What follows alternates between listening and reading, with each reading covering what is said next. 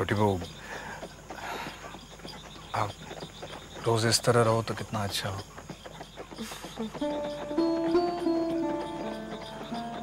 और अगर छोटे बाबू रोज मेरे पास हो तो और भी अच्छा हो।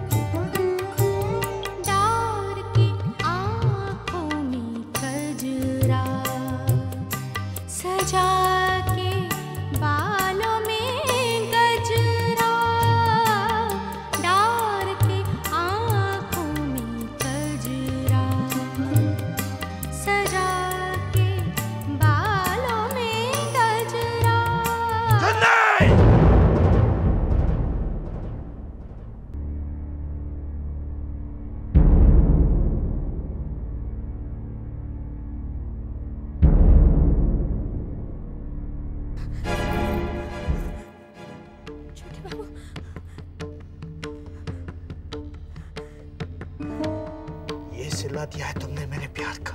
नहीं छोटे बाबू, मेरे अपनेपन का। उस दिन तो मैंने तुम्हें माफ कर दिया था, लेकिन आज तुमने सारी मर्यादाओं को पार कर दिया है। माफ कर दीजिए मुझे। ये हमारा खानदानी दुश्मन है और तुम इसके सामने नाच गा रही हो, मुझे छोटा दिखाने की कोशिश कर रही हो।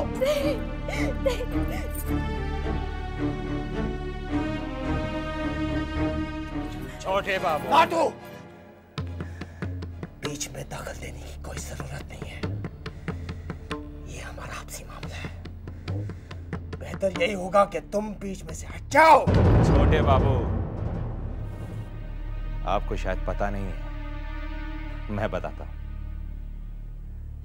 ये जगह, ये जमीन जहां पर आप खड़े हैं, वो हमारी मिल्कियत है, हमारी।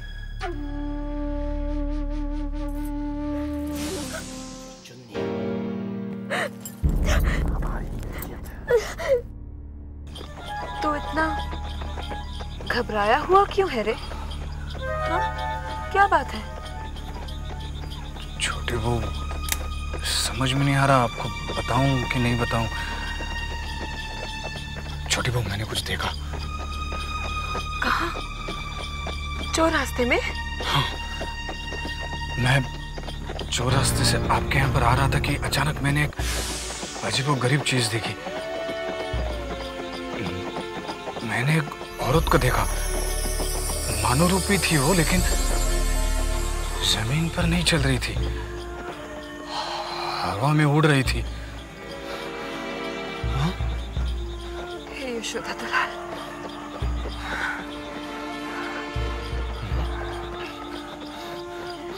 जानता है भूतनाथ, ऐसी घटना मैंने भी देखी हुई है।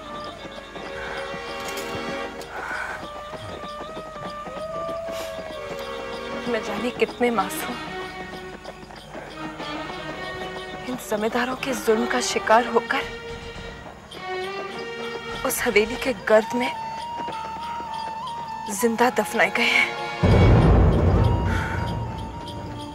शायद उन बदनसीबियों की आत्माएं अब तक भटक रही होंगी। आपको कैसे पता?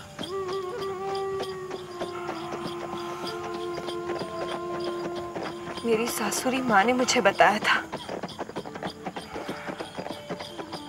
कि जो भी जमींदारों के खिलाफ बगावत करते हैं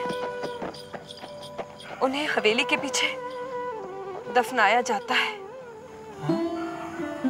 हाँ।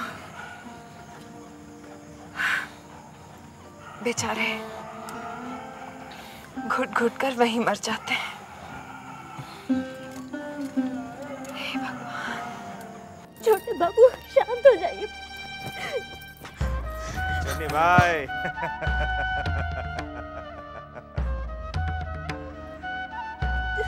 अगर तुम्हें अपनी इस मिल्कियत पर बहुत घमंड था ना छोटे बाबू, तो आज हमने उस घमंड को चकनाचूर कर दिया है। क्योंकि चुन्नी तुम्हारी थी, अब हमारी है। और अब हम तुमसे कहते हैं, दफा हो जाओ छोटे बाबू, यहां से निकल जाओ, वरना खून खराबा हो जाए। और आइंदा यहाँ आने की गुस्ताखी मत करो। बीच में दखल देने की कोई जरूरत नहीं है। वरना क्या करोगे तुम? हाँ, कहता हूं यहाँ से। क्या करोगे? छोटे बाबू, भगवान के लिए कुछ मत कीजिए, कुछ मत कीजिए छोटे बाबू। ये तूफान तुम्हारी वजह से आया है, इतनी आसानी से नहीं थमेगा।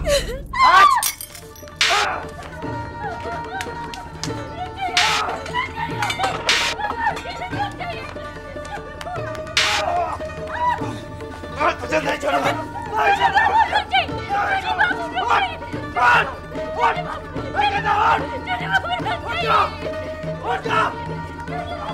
नहीं छोड़ूंगा मैं तुझे, नहीं छोड़ूंगा। छोड़ मुझे, हो गया बस,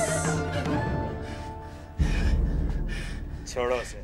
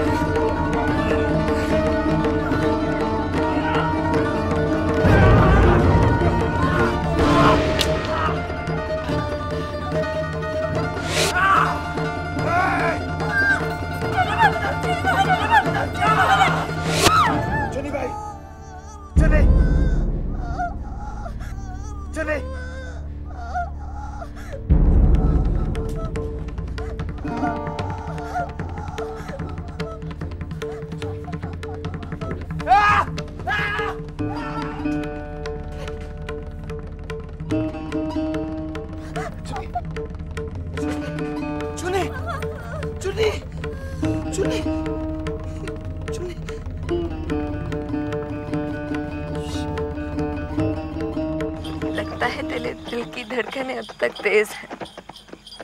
इलायची खाएगा? ये ले। अरे क्या हुआ? इलायची का पान सुपारी का डब्बा। हे भगवान, लगता है मैं वहीं बिस्तर पर छोड़ा ही। तो क्या अभी हवेली जाना होगा? हाँ, जरा बोल, बग्घी वापस ले ले। अरे भाई, जरा बग्गी को घुमाओ हवेली की तरफ।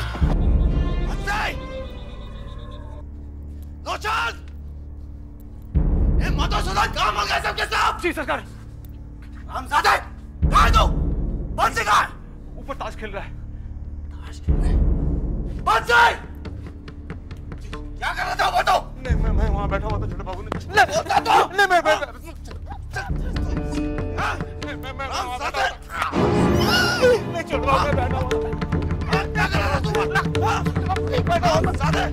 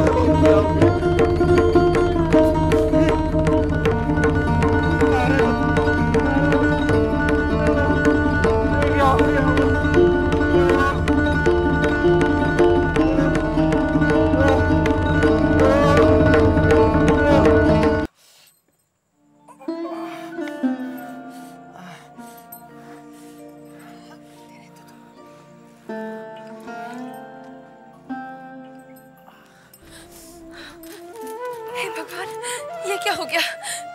लाइए मैं कर देती हूँ। तू हटना, मैं तो कर ही रही हूँ। क्या हुआ दीदी? कुछ नहीं हुआ, कांच से पैर कट गया। डॉक्टर बाबू को बुलाया है। ये कांच कैसे लग गया? क्या हुआ?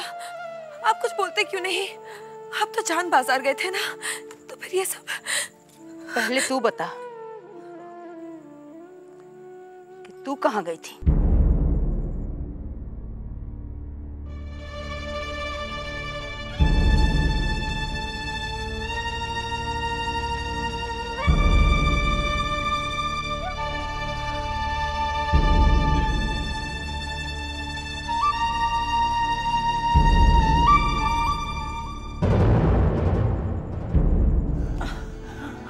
दर्द हो रहा है बंसी भैया?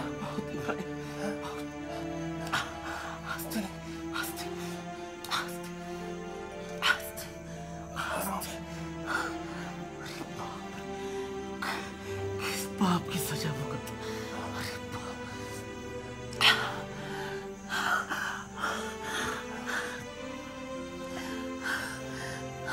क्या हुआ बंसी? मत पूछिए साले साहब, आज छोटे बाबू ने बंसी भैया को बेमतलब का पीटा है। क्यों बंसी? क्या बताऊं साले साहब, आज छोटे बाबू जैसे जान बचा कर हम थोड़े देर के लिए हवेली के पीछे अपने गांव के लोगों के साथ बैठे हुए थे। छोटे बाबू की चीखने की आवाज सुनाई थी। हम दौड़े दौड़े उनके पास पहुंचे। मेरा गला पकड़ के हमको सीढ़ी से नीचे गिरा।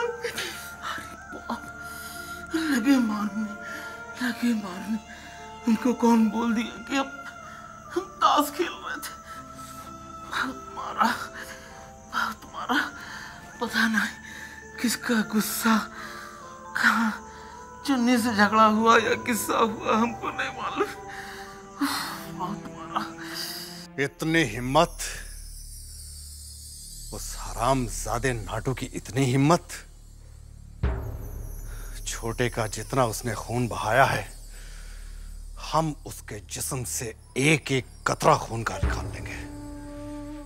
देखिए, आप बहुत गुस्से में हैं। इस वक्त आपको गुस्से से नहीं, दिमाग से काम लेना चाहिए। मुझली बहू, ये हमारे यहाँ की प्रथा है कि जान के बदले जान, खून का बदला खून। हम चुप नहीं रहेंगे। अगर हम चुप रह गए तो हर आंख इस हवेली पे उठने लगेगी। देखिए, मैंने ये कब कहा कि आप उसे छोड़ दें? आप ऐसा कुछ कीजिए जिससे उसे सजा भी मिले और हम पर कोई उंगली ना उठा सके।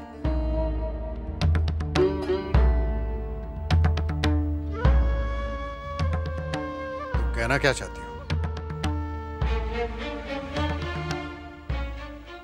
पहले से हम पर बहुत मुसीबत है। वो अच्छे लोग नहीं हैं।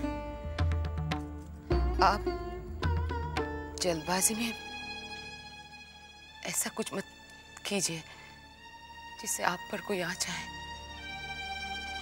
मुझे आपकी बहुत फिक्र है।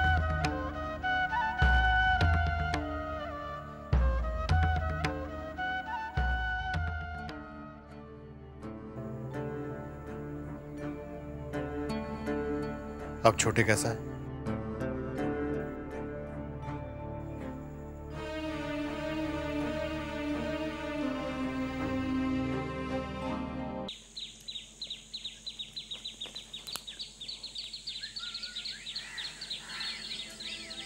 लोचन, कहिए सालू साहब। बंसी कैसा है? थोड़ा सा बदन में दर्द है, पहले से अच्छा है। देखो, ये हल्दी का लेप मैंने बनाया है, उसे लगा देना, ठीक हो जाएगा। दरोगा साहब, आप मेरी बात पे यकीन क्यों नहीं कर रहे हैं? मैं कितनी देर से आपसे कह रहा हूं कि मेरी बात पर यकीन कीजिए, जो मैं कह रहा हूं वो सच है। ये सब कुछ छोटे बाबू का किया धरा है। आप सोच रहे होंगे कि ऐसा शरीफ इंसान ऐसा काम कैसे कर सकता है। गलत नहीं सोच रहे आप। कोई भी यही सोचेगा कि छोटे बाबू जैसा शरीफ इंसान ये काम कैसे कर सकता है।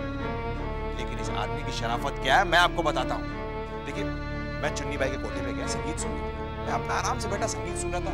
थोड़ी देर में छोटे बाबू वहां पर आ गए। मैंने कहा, अरे छोटे बाबू आइए, बैठिए, आप भी संगीत का आनंद लीजिए।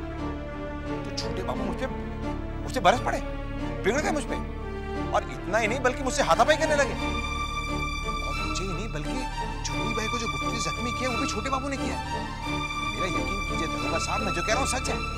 नाटू दत्त, ये तुम कह रहे हो क्योंकि चौधरी खानदान के साथ में तुम्हारा हो सकता सच्चाई और कुछ हो।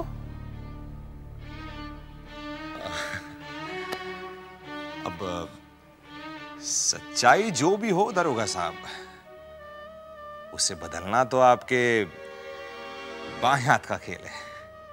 बाएं हाथ? ये बाएं हाथ काम नहीं करते हैं जब तक दाहिने हाथ पे कोई वजन ना हो, वरना उतना नहीं चाहते हैं। समझ गया। तो ये लीजिए, वजन रख दिया। अब आपको छोटे बाबू को गिरफ्तार करना है और सरकारी मेहमान बनाना है। समझ लो गिरफ्तार हो गए।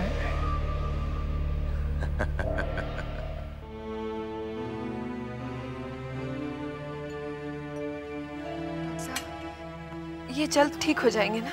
हाँ हाँ, चिंता करने की कोई बात नहीं छोटी बहू रानी। मैंने जख्म साफ करके दवा लगा के पट्टी बांधी। डॉक्टर साहब, चोट ज्यादा गहरी तो नहीं है? ना, ज्यादा गहरा नहीं। नहीं, जख्म पक तो नहीं जाएगा ना? आप मत घबराइए बड़ी माँ, जख्म ज्यादा गहरा नहीं है। मैं रोज आऊंगा, आकर देख जाऊंगा। हाँ, रोज जख्म को गर्म पानी से धोकर मरहम लगाकर पट्टी बांधनी होगी। नहीं नहीं डॉक्टर साहब, आप तकलीफ मत कीजिए, मैं रोज पट्टी बदल दिया करूंगी। और ये दवा है, एक खुराक दिन में 3 बार दीजिएगा। जी अच्छा। चलिए डॉक्टर साहब, मैं आपको बाहर तक छोड़ देता हूँ।